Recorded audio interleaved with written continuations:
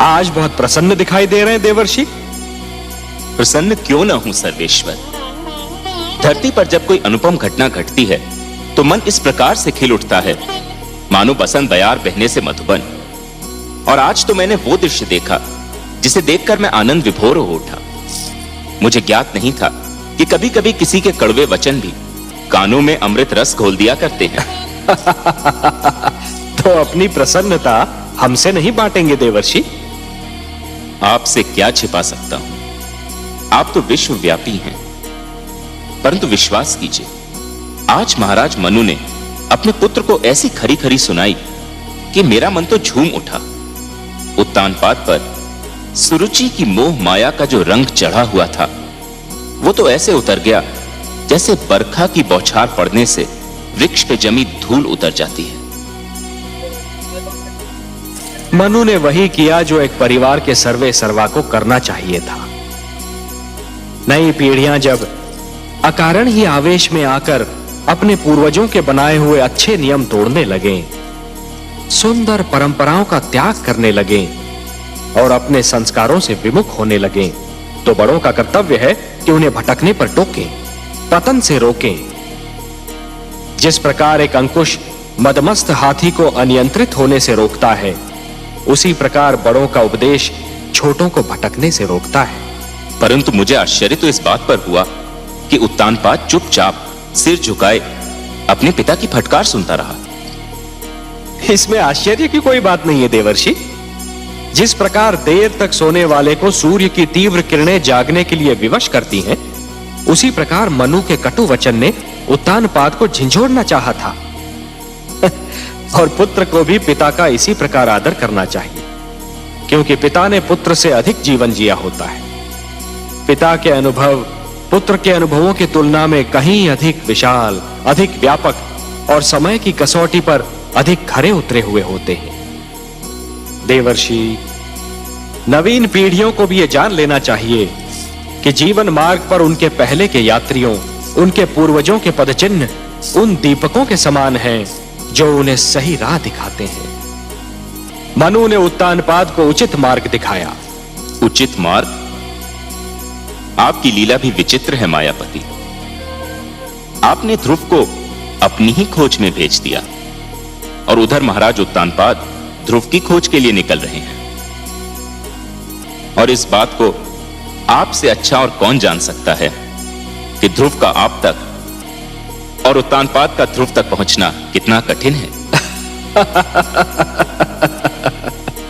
कठिनाइयां ना हो तो मानव जाति में चुनौतियां स्वीकार करने की क्षमता ही समाप्त हो जाए।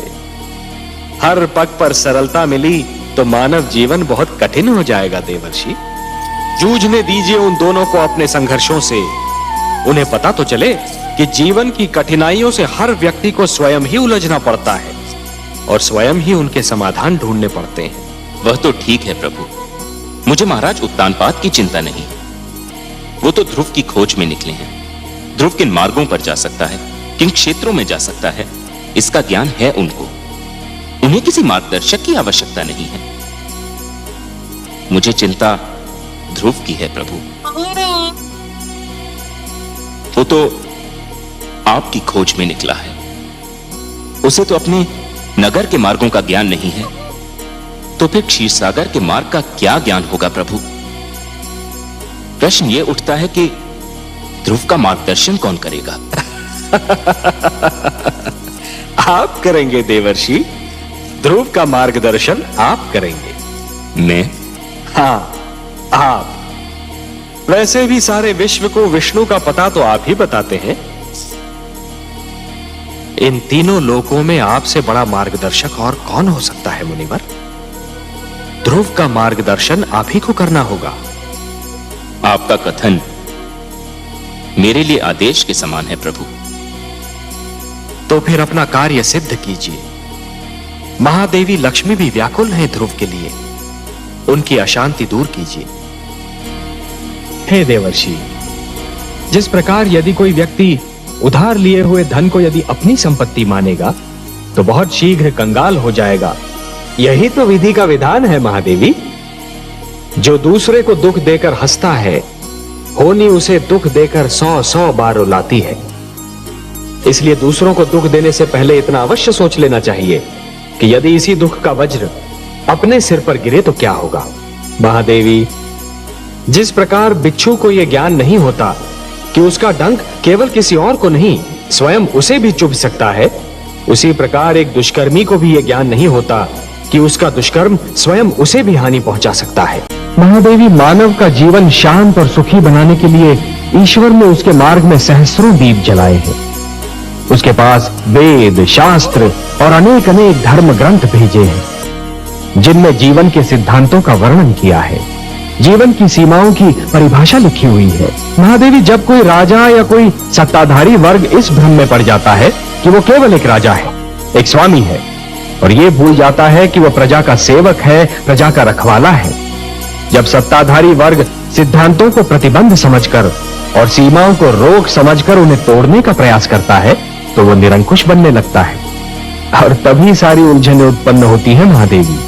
महादेवी, मैं मानव जीवन की उस विडंबना के विषय में विचार कर रहा था कि मानव कभी कभी बनना कुछ चाहता है और परिस्थितियां उसे कुछ और ही बना देती हैं। जब पीड़ित और आतंकित वर्ग की पीठ पीछे हटते हटते दीवार से लग जाती है महादेवी, जब उनके लिए और पीछे हटना संभव ही नहीं होता, तो फिर वो अपने प्राणों की रक्षा करने के लिए आगे बढ़ जाते हैं। क्या आपका संकेत रेणुका पुत्र राम की ओर है? हाँ महादेवी, देखिए ना, मेरे इस अंश ने प्रथम बार पूर्ण मानव के रूप में जन्म लिया, और वो भी एक विद्वान, एक गुरु, एक आचार्य के घर में, एक सुशील नारी की गोद में जन्म लिया। उसके रूप में मानव समाज को एक विद्वान, एक गुरु और एक आचार्य भी मिल सकता था, परंतु परिस्थितियां उसे योद्धा बनने पर विवश कर रही हैं। महादेवी, उसके हाथ से पुस्तक छीनकर उसमें शस्त्र थमा रही हैं। जो दोनों हाथों से ज्ञान लुटा सकता था महादेवी, उसके दोनों हाथों में धनुष और बाण पकड़ा दिए परिस्थितियों ने। सत्ताधारी वर्ग की निरंकुशता दमन को जन्म देती है। दमन उत्पात का कारण बनता है, उत्पात अराजकता उत्पन्न करता है, और फिर अराजकता विद्रोह का रूप धारण कर लेती है। महादेवी, सारा संसार मुझे पालनहार के रूप में जानता है। तो ऐसा हुआ महादेवी, जैसे श्रावण की घनघोर घटा वर्षा के स्थान पर सूरज की तपती किरणें लुटाने लगे। ये तो परस्पर विरोधी बात हुई ना महादेवी। ये मैं बार बार यही कहता हूं कि कभी किसी को किसी का बुरा नहीं सोचना चाहिए, क्योंकि जो भी व्यक्ति किसी और का बुरा सोचता है, अंत में उसका भी बुरा हो ही जाता है। जो भी व्यक्ति ये समझते हैं कि ये तंत्र मंत्र, ये सर्वनाश और अंधकार की शक्तियां केवल किसी और को ही क्षति पहुंचा सकती हैं, तो वो उनका भ्रम है। सत्य तो ये है महादेवी कि जो ईश्वर के सच्चे भक्त होते हैं, जो स्वयं ईश्वर पर संपूर्ण विश्वास करते हैं, ये तंत्र मंत्र की शक्तियां उनका बाल भी नहीं बांका कर सकती। इस प्रकार द्वेष और घृणा का मारा व्यक्ति पड़ोसी के घर को जलते हुए देख ये भूल जाता है कि उसी अग्नि की लपटें स्वयं उसका घर भी जला सकती हैं। उसी प्रकार जो व्यक्ति तंत्र मंत्र में विश्वास करता है, वो ये भूल जाता है कि यही तंत्र मंत्र की शक्तियां स्वयं उसका भी सर्वनाश कर सकती हैं। महादेवी, कि जिस प्रकार जब एक पुरुष भटक जाता है तो केवल